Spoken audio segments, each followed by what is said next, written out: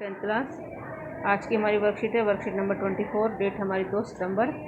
Topic हमारा शुरू हो गया है अर्थशास्त्र का पहला पार्ट, अर्थशास्त्र का दूसरा पार्ट है। ये बहुत ही इम्पोर्टेंट लेसन है, कल मैंने सिलेबस में भी लिखवाया था।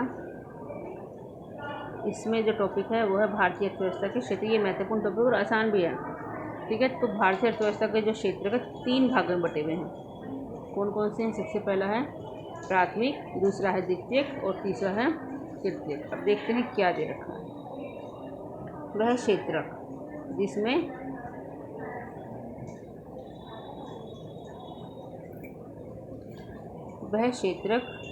प्राकृतिक संसाधनों का प्रयोग करके वस्तुओं का उत्पादन किया जाता है, इसे प्राथमिक क्षेत्रक कहते हैं। मतलब प्राकृतिक संसाधनों का प्रयोग किया जाता है, जो प्रकृति से हमें प्राप्त होते हैं, उन वस्तुओं का इस्तेमाल करके किसी चीज़ का उत्पादन किया जाता है, वो होता है प्राथमिक क्षेत्र। इसे कृषि और सहायक क्षेत्र भी कहा जाता है। उदाहरण है कृषि, मत्स्य पालन। खेती अगर हम करते हैं तो खेती से हम, जैसे अगर हम गेहूँ उगाते हैं तो गेहूँ हम जो उगाते हैं वो गेहूँ जो है वो हमारा प्राथमिक क्षेत्र है। गेहूँ से हम चाहे आटा बनाए, बिस्किट बनाए, चाहे कुछ भी बना लें, ठीक है। तो गेहूँ हमारा क्या हो गया? प्राथमिक क्षेत्र। तो ये है हमारा प्राथमिक क्षेत्र। फिर है हमारा द्वितीय क्षेत्रक।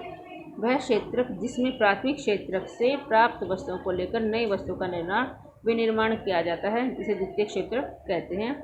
औद्योगिक क्षेत्र भी इसे कहा जाता है। मैंने जैसे बताया कि जैसे कृषि से हमें गेहूँ मिला और गेहूँ से हमने चाहे आटा बनाया, चाहे बिस्किट बनाया, जो मर्जी बनाया, ठीक है। तो जो गेहूँ से आटा बना वो हमारा द्वितीय क्षेत्रक में आ गया।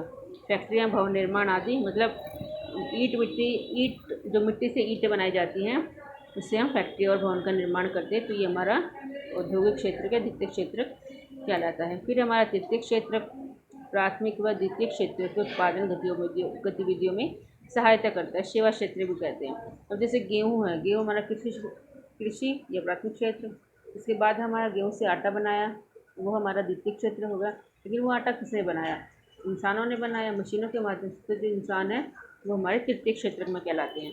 बैंकिंग, परिवहन आदि, ये हमारे तृतीय क्षेत्र के विशेष उदाहरण हैं। और जो उदाहरण मैंने आपको दिया है वो मैंने आपको समझाने के लिए दिया है, ताकि आपको याद रहे। फिर है हमारा सकल घरेलू उत्पाद। किसी विशेष वर्ष में प्रत्येक क्षेत्र द्वारा उत्पादित अंतिम वस्तुएं, सेवाओं का मूल्य। किसी विशेष वर्ष में, मतलब सकल घरेलू उत्पाद कैसे मापा जाता है? किसी विशेष वर्ष में जो तीनों क्षेत्रों को से मिलाकर जो अंतिम जो वस्तु बनी, उसका मूल्य उस वर्ष में देश के कुल उत्पादन की जानकारी प्रदान करता है। तीनों क्षेत्रों के उत्पादनों का योगफल देश का सकल घरेलू उत्पाद है। जो तीनों क्षेत्रों से जो उत्पादन हुआ, जैसे गेहूँ, गेहूँ से आटा, आटे से बिस्किट, तो इन सबको मिलाकर, इसमें अगर हम बिस्किट की कीमत इतनी रखी जाती है, ये सब मिलाकर जो देश को इनका जो योगफल हुआ वो सकल घरेलू उत्पाद कहलाता है। फिर कई बार दोहरी गणना की समस्या हो जाती है। क्या होता है दोहरी गणना? अभी बताती हूँ। तब उत्पन्न होती है जब राष्ट्रीय आय की गणना के लिए सभी उत्पादों के उत्पादन मूल्य को जोड़ा जाता है, क्योंकि इसमें कच्चे माल का मूल्य भी जुड़ जाता है। अति से बचने के लिए केवल अंतिम उत्पाद के मूल्य की गणना की जाती है। अंतिम उत्पाद क्या होता है? जैसे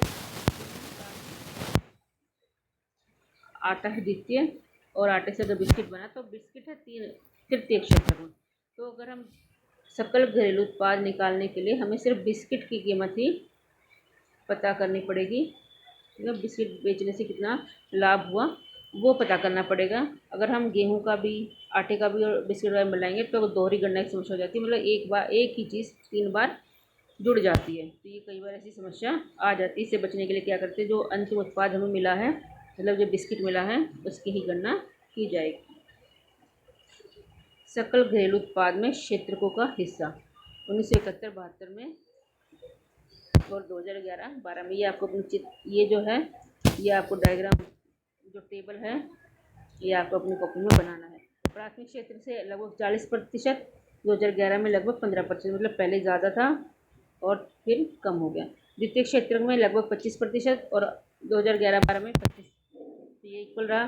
तृतीय क्षेत्र में पहले 1971-72 में लगभग 35% और अब हो गया लगभग 60%।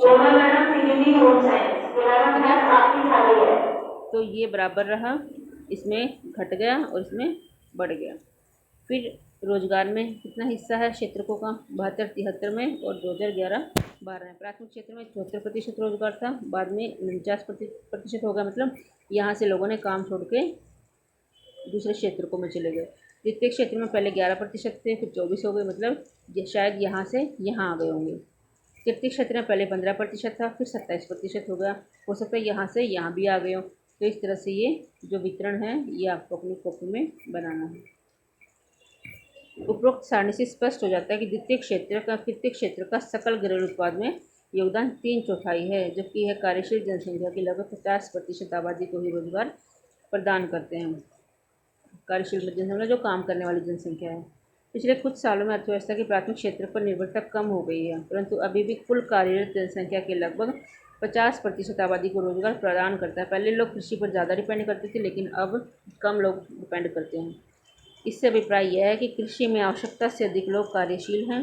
दूसरे शब्दों में कह सकते हैं कृषि क्षेत्र में लगे हुए लोग अल्प बेरोजगारी की समस्या का सामना करें। मतलब हो सकता है कि हमें पता नहीं चल रहा हो कृषि में कितने लोग काम कर रहे हैं, वो लोग क्या कहलाते हैं, अल्प बेरोजगार कहलाते हैं। यह बेरोजगारी छिपी होती है, पता नहीं चलता कि बेरोजगार यहाँ काम कर रहे हैं, उनकी जो बेरोजगारी वो छिपी हुई रहती है। इस प्रकार की बेरोजगारी को छिपी हुई बेरोजगारी कहा जाता है। आपसे 3 नंबर में क्वेश्चन पूछा जाता है, छिपी बेरोजगारी किसे कहते हैं? तो आप ये आंसर लिखेंगे, कृषि क्षेत्र में ज़्यादातर जो लोग जितने लोग लगे हुए हैं उतने उनकी ज़रूरत नहीं है, आवश्यकता से अधिक लोग काम कर रहे हैं, और वो लोग अल्प बेरोजगारी का सामना कर रहे हैं। यह बेरोजगारी जो है छिपी हुई होती है, इनका पता नहीं चलता ये काम कर रहे हैं, बेरोजगार हैं, मतलब ये काम ना भी करें तो भी कोई फ़र्क नहीं पड़ेगा, और काम कर रहे हैं तो भी कोई फ़र्क नहीं पड़ेगा। इसे छिपी हुई बेरोजगारी कहा जाता है। तो क्वेश्चन देख लेते हैं। भारतीय अर्थव्यवस्था के तीनों क्षेत्रों की तुलना करनी है, सकल घरेलू उत्पाद का वर्णन करना है, और छिपी हुई बेरोजगारी का वर्णन करना है। प्रश्न आपको स्वयं करने हैं। टॉपिक मैंने आपको तीनों ही समझा दिए हैं। तो आज की वर्कशीट में इतना ही।